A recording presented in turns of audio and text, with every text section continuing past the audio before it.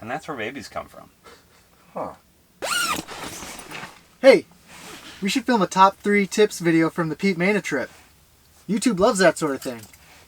We could do that. What should the intro be?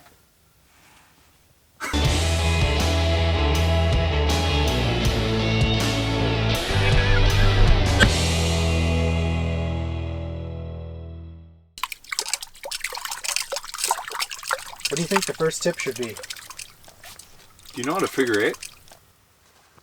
It's called the figure 8, but technically most people do better with just a circle. But yeah, you're continuing that bait motion and actually generally trying to play keep away with the fish to a certain extent. Make them think it's getting away. If you've ever seen shad being chased by any predator, they'll generally spin in circles. But I don't know, I really think that's what makes a figure 8 work. It's kind of a panic response from the prey fish.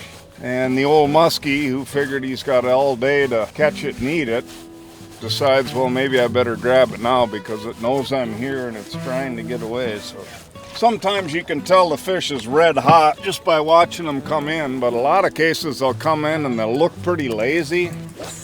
And when you start speeding up and going into that circle, all of a sudden you can see the excitement level pick up with them. When you're coming in, you want to make sure you're tight to the boat. That way you can stretch out more.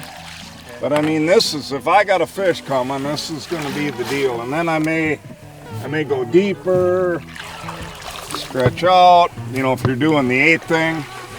But these corners right there and right here is where they're most often going to hit. Sometimes they'll hit in the straightaway, but usually on those corners, so you want those corners to be wide. And most people, when they see one coming, they freak and they do this. And you're not going to get them. They're not going to be able to turn and hit it. You know? Let's say I'm not seeing a follow or anything. Would you still do that same? You always do at least a half a figure 8 at a minimum. Okay.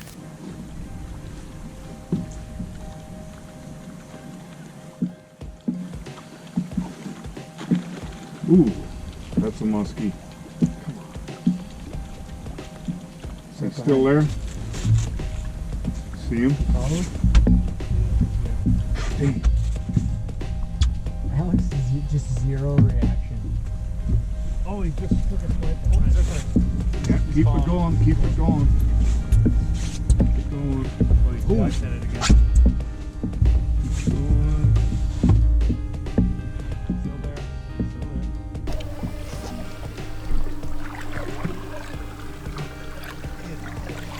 Ooh, there he goes.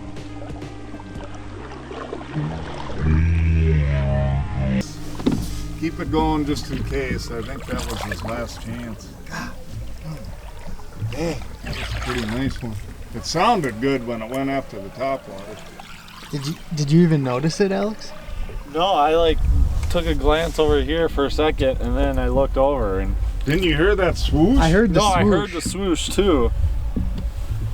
But for some reason I looked over. I don't know what I was doing. Damn, I thought he was going to hit mine, Yeah, too. that was a nicer fish. Fishing tip number 2, fishing with suckers. Something's gonna eat that. At what time of year do you typically start using suckers, or is that like a year long? It's an efficiency thing.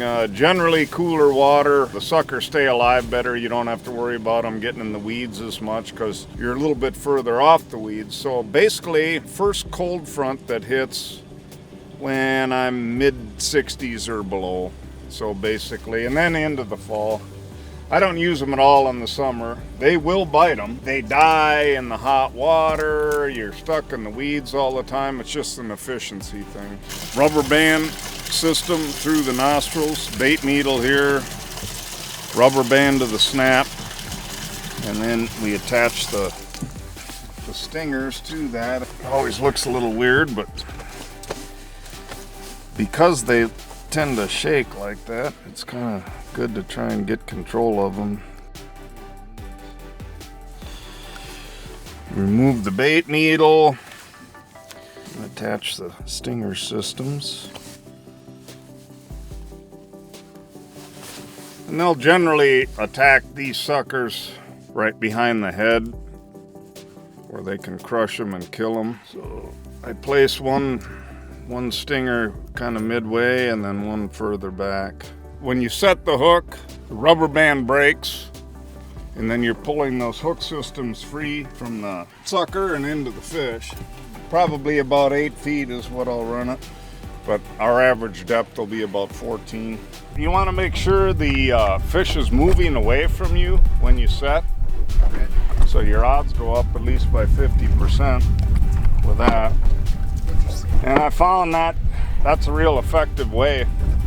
You just back up on them and scare them, and whatever way they go, if they go straight down, you set straight up. If they go this way, you set that way. That would be fantastic.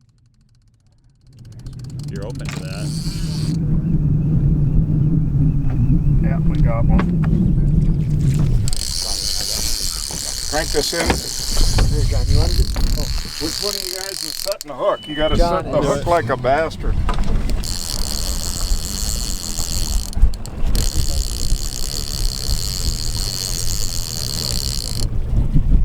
Alright, just put a little pressure on it. See if you can still feel them. Doesn't feel heavy at all. Do more just in case. Pull, pull. Feel nothing.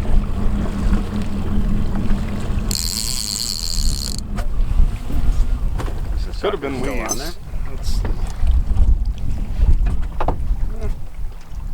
Must have just been weeds. Heath mark? No, that's why I say it had to be weeds.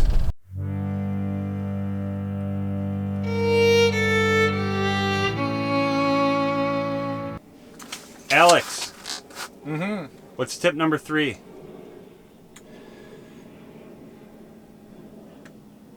What? Tip number 3.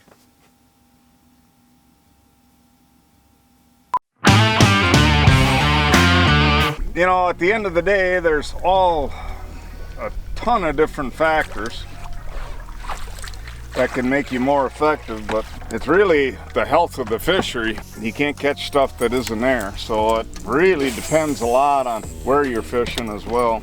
That's why the conservation end of it and proper handling is so important, because these fish definitely get recycled. And if they don't get recycled, you can see a fishery decimated in no time. I've seen it, unfortunately, in the last few years. Especially in the warm water period. That's the summer period. I promote people not even fishing for them if the water temps get to be 80 degrees, and you got to be really careful. Anywhere in the 70s too. You got a lot more leeway now. We got 64 degree water temps here. The problem is people wanting to be more accurate with their measurements. The use of bump boards to get exact measurements in the boat, I guess understandable, but it's not a great trend for the fish themselves. It doesn't change a darn thing about the experience to know down to 1/4 of an inch how long a fish is. So really the in-boat measuring stuff, in my opinion, shouldn't even be done until you get below 70 degrees. Just leave that part out. There's floating rulers. Yeah, there's tape. You can get, it's not a musky, but pikey. You want a net? No, I'll just knock this guy off. Once in a while we get 40 inchers out there. There's some pretty good ones.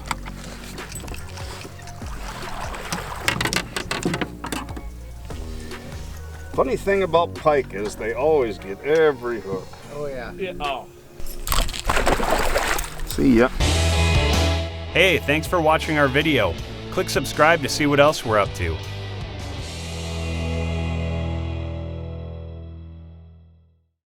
If you notice your blade stop there on the figure 8 and any zigzagging, you want to practice that. You want to make sure those blades never stop. If the blades stop, unless you've got a red hot fish, you're screwed. Okay. They do not like, I don't know why, but it's just about never that if you pause the blades, that fish is just going to give up on you.